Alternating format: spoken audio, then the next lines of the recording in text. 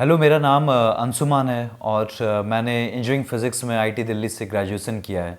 और मैं Delhi knowledge track के initiative donate your time for nation building के तहत क्लास 10 का फ़िज़िक्स का जो चैप्टर है, chapter 13, that is magnetic effect of electric current, वो पढ़ाने वाला हूँ। तो इस पर्टिकुलर चैप्टर को स्टार्ट करते हैं। तो चलिए शुरुआत करते हैं जो 13 चैप्टर है magnetic effect of electric current chapter से। तो इससे पहले जो चैप्टर था 12th chapter, that was the thermal effect of electric current. तो उसमें आपने देखा होगा कि जब भी करंट फ्लो करता है एक वायर में तो उसके चलते हीटिंग प्रोड्यूस होती है और वायर का टेम्परेचर बढ़ते जाता है। तो इस पर्टिकुलर चैप्टर में देखेंगे कि जब करंट फ्लो करता है एक पर्टिकुलर वायर के थ्रू तो क्या मैग्नेटिक इफेक्ट उस पर्टिकुलर करंट का होता है। तो आपको मैग्नेटिज्म के बारे में पता होगा कि जैसे ये एक मैग्नेट है, ये उसका नॉर्थ पोल है, ये उसका साउथ पोल है। तो मैग्नेटिक लाइंस यहाँ से स्टार्ट होती हैं, नॉर्थ पोल से स्टार्ट होती हैं और वो साउथ पोल की तरफ जाती हैं। जैसे मान लीजिए ये एक मैग्नेट है, ये एक चुंबक है। आप कुछ आयरन के स्मॉल स्मॉल पीसेस को मैग्नेट के आसपास रख दीजिए तो आप देखेंगे कि जो आयरन के जो पीसेस है वो इसी ऑर्डर में, इसी फैशन में अरेंज हो जाते हैं। आपको इस तरह से अरेंज होते हुए मिल जाएंगे। तो जब आप छोड़ देंगे तो फाइनली जब वो अरेंज होंगे तो कुछ इस फैशन में अरेंज हो जाएंगे कि जैसे वो एक लाइन में हो और लाइन नॉर्थ पोल से साउथ पोल की तरफ जा रही हो। और आप देखेंगे कि नॉर्थ पोल और साउथ पोल की तरफ आपको ज़्यादा पीसेस मिलेंगे। इसका मतलब है कि नॉर्थ पोल और साउथ पोल पे जो मैग्नेटिक फील्ड है या फिर जो मैग्नेटिज्म है वो ज़्यादा स्ट्रॉन्ग है। तो ये जो चीज़ हुआ ये मैग्नेटिज्म हुआ। और जब वायर के थ्रू करंट फ्लो होता है तो डैट इज़ इलेक्ट्रिसिटी। तो इस पर्टिकुलर चैप्टर में हम देखेंगे कि इलेक्ट्रिसिटी और मैग्नेटिज्म कैसे एक दूसरे से जुड़ा हुआ है, कैसे एक दूसरे से इंटरलिंक्ड है। तो मैग्नेटिक फील्ड जो का डायरेक्शन भी होता है और मैग्नीट्यूड भी होता है। जैसे मैग्नेटिक फील्ड नॉर्थ पोल से साउथ पोल की तरफ जा रहा है तो डायरेक्शन क्या हुआ, वो इस डायरेक्शन में हुआ। जैसे अगर आप यहाँ पे कॉम्पास रखेंगे तो कॉम्पास का जो निडल है वो इस तरफ फेस करेगा। डेट मीन्स कि ये मैग्नेटिक फील्ड का डायरेक्शन है। तो मैग्नेटिक फील्ड का डायरेक्शन भी है और मैग्नीट्यूड भी होता है। किसी जगह वो स्ट्रांग होगा, किसी जगह वीक होगा। इस एरिया में पोल्स के आसपास वो काफ़ी स्ट्रांग होता है और जैसे हम पोल्स से दूर जाते जाएंगे इस एरिया में ये काफ़ी वीक होता है। और दो मैग्नेटिक लाइंस एक दूसरे को इंटरसेक्ट नहीं कर सकते। जैसे ये भी एक मैग्नेटिक लाइन है, ये भी एक मैग्नेटिक लाइन है। आप ऐसा कभी नहीं देख सकते कि एक मैग्नेटिक लाइन ऐसी जा रही है और फिर इसको ऐसे जाके काट देगी। तो यहाँ पे क्या होगा, यहाँ पे मैग्नेटिक फील्ड का दो डायरेक्शन हो जाएगा, इधर भी, जो हो नहीं सकता है। तो इसलिए मैग्नेटिक फील्ड लाइंस जो होंगी वो एक दूसरे को कभी काट नहीं सकती, कभी इंटरसेक्ट नहीं कर सकती हैं। तो यहाँ पे हमने देखा दो इंपॉर्टेंट कंसेप्ट की। जैसे ये मैग्नेट है तो मैग्नेटिक फील्ड जो यहाँ पे प्रोड्यूस हुआ that has both direction and magnitude. और दूसरी चीज़ हमने देखी कि magnetic field lines cannot intersect. तो हम अगले टॉपिक की तरफ अब बढ़ते हैं और अगला टॉपिक है राइट हैंड थंब रूल। तो राइट हैंड थंब रूल के बारे में देख लेते हैं। अब जैसे ये मेरा दाहिना हाथ है तो अब क्या है कि अब किसी भी वायर में अगर करंट फ्लो कर रहा है तो उसके चलते उस वायर के अराउंड मैग्नेटिक फील्ड प्रोड्यूस होगा। अब किस डायरेक्शन में होगा वो हमको राइट हैंड थंब रूल से पता चल सकता है। जैसे यहाँ पे अगर देखते हैं कि जैसे ये एक वायर है, ये पर्टिकुलर एक वायर है जो मैंने बनाया है और यहाँ पे करंट का डायरेक्शन शो किया है। तो इस डायरेक्शन में करंट जा रहा है तो उस डायरेक्शन में अपने राइट हैंड के थंब को रखेंगे और उसके बाद राइट हैंड को घुमाएंगे बाद बाकी अंगुलियों से।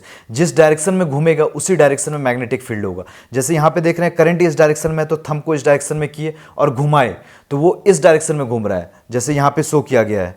तो यही डायरेक्शन होगा मैग्नेटिक फील्ड का। तो हमको राइट हैंड थंब रूल से क्या पता चलता है कि राइट हैंड का जो थंब है उसको हम करंट के डायरेक्शन में रखेंगे और जिस डायरेक्शन में हाथ घूमेगा उस डायरेक्शन में मेरा मैग्नेटिक फील्ड का डायरेक्शन होगा। तो इससे ये पता चलता है कि जो करंट अगर फ्लो कर रहा है किसी वायर में तो उसके चारों तरफ मैग्नेटिक फील्ड होगा और उसका डायरेक्शन क्या होगा तो वो हमको राइट हैंड थंब रूल से पता चलता है। तो अब हम और भी डिफरेंट एग्जांपल्स में देख लेते हैं कि करंट कैसे फ्लो करता है और उसके तहत फिर मैग्नेटिक फील्ड कैसा होगा। तो उसका एक बेस्ट एग्जांपल है सॉलिनॉइड। तो उसको अगले फिगर में देखते हैं। तो ये हमारे पास एक सॉलिनॉइड रहा। सॉलिनॉइड में क्या है कि एक बीच में आयरन का पीस है। जैसे अगर मैं फिर से एक बार अगर बनाऊँ तो कुछ वो ऐसा बनेगा। ये आयरन का पीस है और इसके चारों तरफ हम वायर को लपेट देते जाते हैं। नज़दीक नज़दीक, मैं थोड़ा दूर दूर बना रहा हूँ लेकिन जितना नज़दीक लपेट सकते हैं उतना अच्छा होगा। और इस डायरेक्शन में करंट फ्लो कर रहा है तो करंट ऐसा ऐसा जाएगा।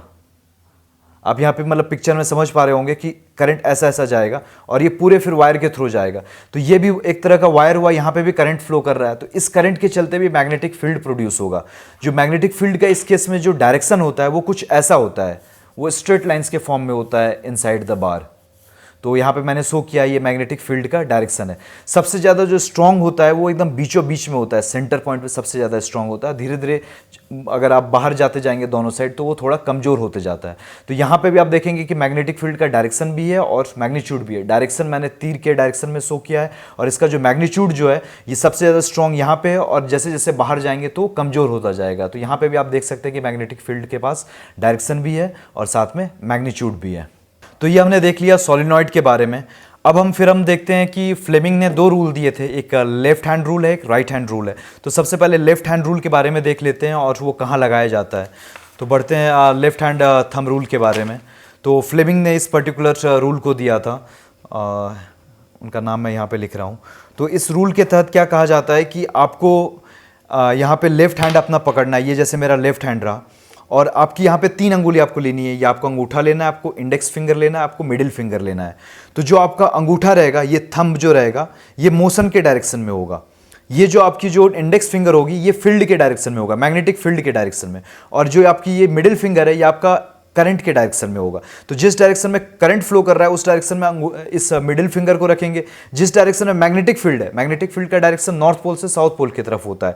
तो जिस डायरेक्शन में मैग्नेटिक फील्ड है उस डायरेक्शन में आप अपने इस इंडेक्स फिंगर को रखेंगे तो आपको पता चलेगा कि मोशन का डायरेक्शन क्या होगा। कि लेट से आप मोशन को और अच्छे से समझ पाएंगे जब मैं मोटर की बात करूंगा। तो मोशन का डायरेक्शन आपको थंब के डायरेक्शन से मिल जाएगा। तो फ्लेमिंग का जो ये लेफ्ट हैंड थंब रूल है सीधा साधा यही कहता है कि ये जो तीनों मोशन और फील्ड और करंट का डायरेक्शन आपको पता चल सकता है अपने आप अगर आप लेफ्ट हैंड के थंब, इंडेक्स फिंगर और मिडिल फिंगर को यूज करोगे।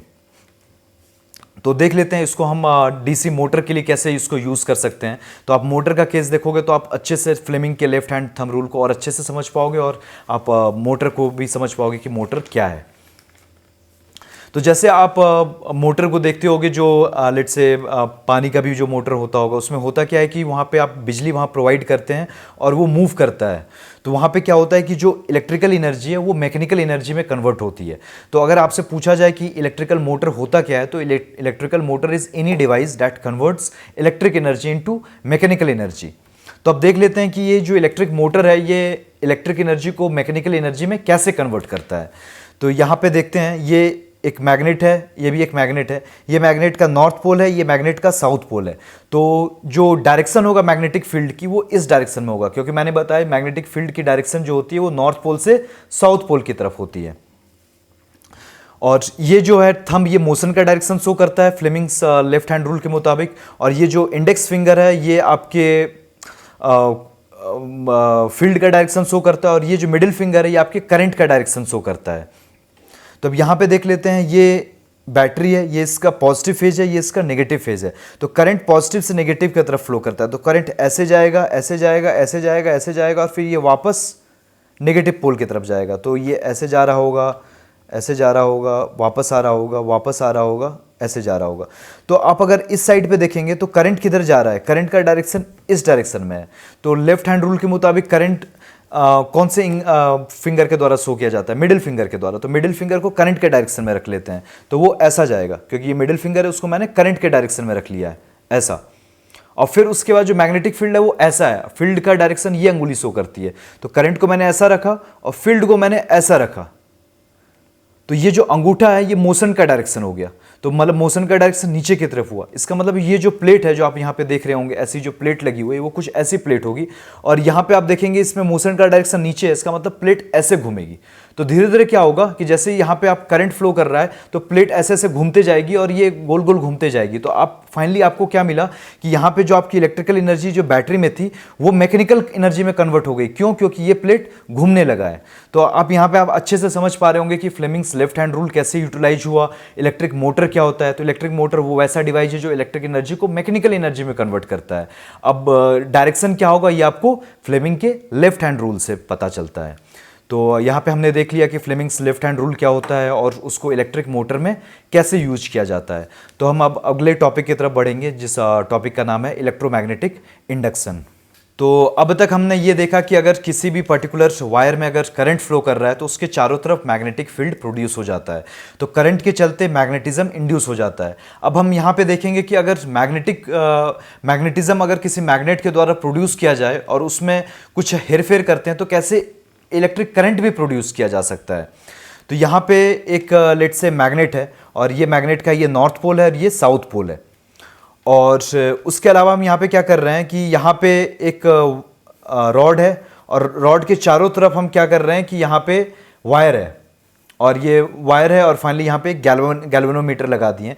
गैल्वेनोमीटर का काम ये होता है कि अगर गैल्वेनोमीटर के तहत अगर कोई करंट फ्लो करता है तो वो शो करने लगता है कि करंट फ्लो कर रहा है, उसकी जो निडल होती है वो हिलने लगती है। अगर गैल्वेनोमीटर की निडल हिल रही है इसका मतलब उसके थ्रू करंट पास हो रहा है। तो स्टार्टिंग में आप देखेंगे जब यहाँ पे मैग्नेट यहीं पर रखा गया है तो गैल्वेनोमीटर की रीडिंग हिल नहीं रही होगी। उसके बाद आप ऐसा करेंगे कि यहाँ पे जो मैग्नेट रखा हुआ है उसको हिलाएंगे, तो उसके हिलाने के चलते क्या होगा कि मैग्नेट के चारों तरफ मैग्नेटिक फील्ड होगा, जैसे मैंने पहले बताया था।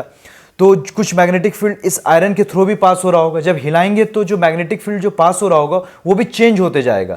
जब मैग्नेटिक फील्ड इस आयरन के थ्रू चेंज होते जाएगा तो आप देखेंगे कि यहाँ पे जो गैल्वेनोमीटर की जो नीडल है वो हिलने लगेगी। इसका मतलब यहाँ पे करंट पास हो रहा है। तो हो क्या रहा है कि जब इस आयरन रॉड के तहत मैग्नेटिक फील्ड को चेंज कर रहे हैं तो यहाँ पे करंट प्रोड्यूस हो रहा है। इसका मतलब यह है कि अगर मैग्नेटिक फील्ड को चेंज करते हैं किसी भी आयरन रॉड के थ्रू तो उस आयरन रॉड में करंट प्रोड्यूस होता है। तो मैग्नेटिक फील्ड चेंज करके इस तरीके से करंट को प्रोड्यूस किया जा सकता है। तो यहाँ पे करंट भी प्रोड्यूस किया जाता है। जैसे आपके घर में जो बिजली आती होगी वो इसी इलेक्ट्रोमैग्नेटिक इंडक्शन के प्रोसेस के तहत बिजली बनाई जाती है। तो देख लेते हैं कि इलेक्ट्रिक जनरेटर के तहत कैसे बिजली को बनाई जाती है। तो अगले टॉपिक की तरफ बढ़ते हैं जो है इलेक्ट्रिक जनरेटर। तो ये है इलेक्ट्रिक जनरेटर का बेसिक डायग्राम। इलेक्ट्रिक जैसे मोटर का काम होता है कि इलेक्ट्रिक एनर्जी को मैकेनिकल एनर्जी में कन्वर्ट करता है, जनरेटर का काम होता है कि वो मैकेनिकल एनर्जी को इलेक्ट्रिक एनर्जी में कन्वर्ट करता है। आपको पता होगा जो बिजली प्रोड्यूस होती है वो टरबाइन के थ्रू होती है। टरबाइन में क्या होता है कि उसके ऊपर पानी गिरता है तो वहाँ पे वो टरबाइन घूमने लगता है, तो वो मैकेनिकल एनर्जी है। और धीरे धीरे उसी मैकेनिकल एनर्जी को टरबाइन क्या करता है, इलेक्ट्रिसिटी प्रोड्यूस करता है। तो finally mechanical energy electric energy में कन्वर्ट हो रही होती है। वही काम होता है जनरेटर का। Generator is any device that converts mechanical energy into electric energy. तो अब देख लेते हैं कि ये जनरेटर काम कैसे करता है। जनरेटर में जो फ्लेमिंग का राइट हैंड रूल यूज होता है, तो मैंने देखा आपको बताया था कि मोटर में कैसे लेफ्ट हैंड रूल को यूज किया जाता है फ्लेमिंग के, उसी तरह जनरेटर में राइट हैंड रूल यूज किया जाएगा। लेफ्ट हैंड रूल के तहत क्या होता था, ये जो मिडिल फिंगर थी ये होता था करंट का डायरेक्शन, ये जो इंडेक्स फिंगर थी ये होता था फील्ड का डायरेक्शन, और ये जो थंब था ये होता था मोशन का डायरेक्शन। तो यहां पे भी वही होगा, ये जो मिडिल फिंगर है वो होगा करंट का डायरेक्शन, जो इंडेक्स फिंगर है वो होगा फील्ड का डायरेक्शन, और ये जो थंब है वो होगा फील्ड का डायरेक्शन। बस फर्क इतना पड़ जाता है कि ये दोनों एक दूसरे के मिरर इमेज है। तो लेफ्ट हैंड रूल को मोटर के लिए यूज किया जाता है, राइट हैंड रूल को जनरेटर के लिए यूज किया जाता है। तो यहां हम लोग जनरेटर पढ़ रहे हैं तो फ्लेमिंग के राइट हैंड रूल को यूज करेंगे।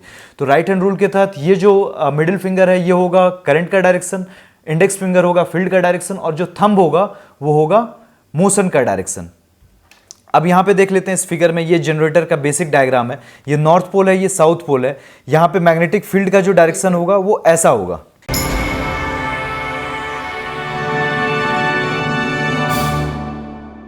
नॉर्थ पोल से साउथ पोल की तरफ, जो मैंने इस एरो में शो किया हुआ है। अब यहां पे क्या होगा कि ये एक टरबाइन आप समझ सकते हैं, इस पर्टिकुलर जो रेक्टेंगुलर कॉइल इसको आप टरबाइन समझ सकते हैं। और टरबाइन क्या होता है, वो एक डायरेक्शन में मूव करता है। आप मान सकते हैं कि वो इस डायरेक्शन में मूव कर रहा होगा। तो जब टरबाइन यहां से अब स्टार्ट हो रहा है तो इस टरबाइन को ऊपर जाना है, तो मोशन का डायरेक्शन क्या होगा, ऊपर की तरफ। तो अंगूठा को मैंने ऊपर की तरफ कर लिया। फील्ड का डायरेक्शन किधर है, नॉर्थ टू साउथ, तो मैंने इधर कर लिया। तो करंट का डायरेक्शन इस अंगुली के थ्रू, मिडिल फिंगर के थ्रू शो होगा। दैट मींस कि करंट किधर फ्लो कर रहा होगा, इधर फ्लो कर रहा होगा, इस डायरेक्शन में फ्लो कर रहा होगा।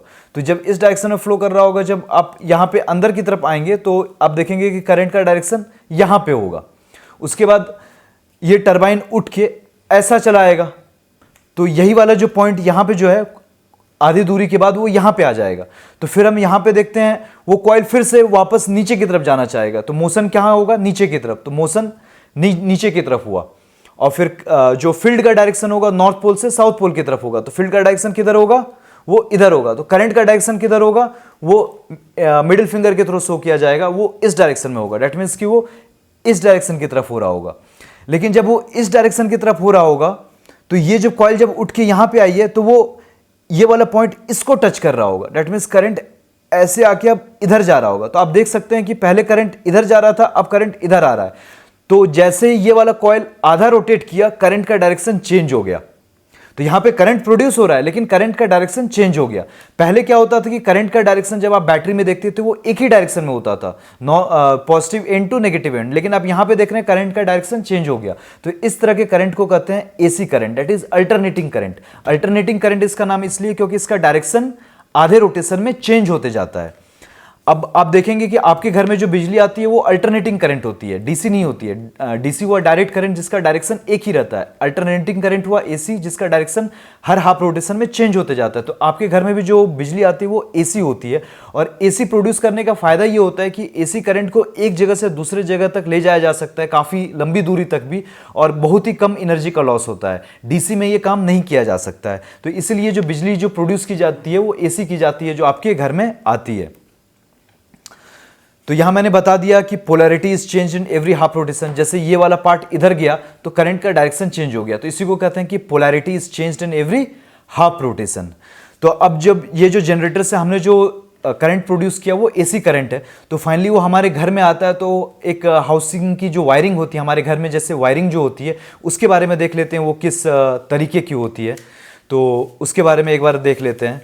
तो हमारे घर का अगर हम डायग्राम बनाएंगे कि हाउस होल्ड वायरिंग की, वो कुछ इस तरीके से होती है। जो नीचे का आप डायग्राम देख पा रहे हैं वो हमारे घर की वायरिंग होती है। यहाँ से एक पॉजिटिव वायरिंग होती है, ये एक नेगेटिव वायरिंग होती है। आप देखे होंगे कि आपके घर पे दो वायरिंग होती है, एक पॉजिटिव एक नेगेटिव। तो यहाँ से करंट आता है और ये हर अप्लायंस के थ्रू ऐसे जाएगा, यहाँ से आएगा, फिर ये ऐसे जाएगा, यहाँ से करंट आएगा और ये ऐसे जाएगा। तो सारे जो अप्लायंस लगे होते हैं वो यहाँ पे मैं इस तरीके से शो किया हूँ, वो पैरेलली लगे होते हैं, कभी सीरीज में नहीं लगाए जाते हैं। उसका मेन रीज़न ये होता है कि यहाँ पे एक तो हर अप्लायंस ज़्यादा पावर पे चल पाएगा, और दूसरा मेन फायदा होता है कि अगर लेट से अगर सीरीज में लगाते हैं तो एक अप्लायंस खराब हो गया तो उसके चलते कोई भी अप्लायंस नहीं चल पाएगा। तो इसलिए जो हाउस होल्ड जो वायरिंग होती है वो पैरेलल होती है। तो हाउस होल्ड वायरिंग में आपको दो चीज़ें पता होनी चाहिए कि जो करंट जो आता है वो एसी करंट होता है, वो डीसी करंट नहीं होता है। और दूसरी चीज जो वायरिंग होती है वो पैरेलल वायरिंग होती है, सीरीज वायरिंग नहीं होती है। पैरेलल वायरिंग क्यों होती है? एक हर अप्लायंस ज्यादा पावर पे चल सकता है, और दूसरा एक अप्लायंस खराब हो जाए तो दूसरा अप्लायंस सही से चलता रहे, क्योंकि सीरीज में अगर एक खराब हो जाएगा तो दूसरा भी काम करना बंद कर देगा। तो ये रहा हमारा topic, magnetic effect of electric current. तो मैं आशा करता हूँ कि आपको ये टॉपिक काफ़ी अच्छे से समझ में आया होगा। तो दोस्तों हमने इस वीडियो में देखा कि जो मैग्नेटिक इफेक्ट होता है इलेक्ट्रिक करंट का वो कैसा होता है। अगर वायर में करंट जा रहा है तो मैग्नेटिक फील्ड किस डायरेक्शन में होता है, सॉलिनॉइड के केस में क्या होता है, जो राइट हैंड थंब रूल है उसके बारे में हमने जाना। फिर देखा कि फ्लेमिंग का जो लेफ्ट हैंड रूल होता है वो मोटर में कैसे यूज़ होता है। फिर इलेक्ट्रोमैग्नेटिक इंडक्शन क्या होता है, और फिर जो राइट हैंड रूल होता है वो इलेक्ट्रिक जनरेटर में कैसे लगता है, और इलेक्ट्रिक जनरेटर कैसे एसी करंट प्रोड्यूस करता है और उसको हम हाउस होल्ड वायरिंग में यूज़ करते हैं, और हाउस होल्ड वायरिंग में कैसा पैरेलल कनेक्शन होता है। तो ये सारे टॉपिक्स को हमने देखा। तो मैं आशा करता हूँ कि आपको ये सारे टॉपिक्स काफ़ी अच्छे से समझ में आए होंगे। तो धन्यवाद इस वीडियो को देखने के लिए, और आप देखते रहिए दिल्ली नॉलेज ट्रैक।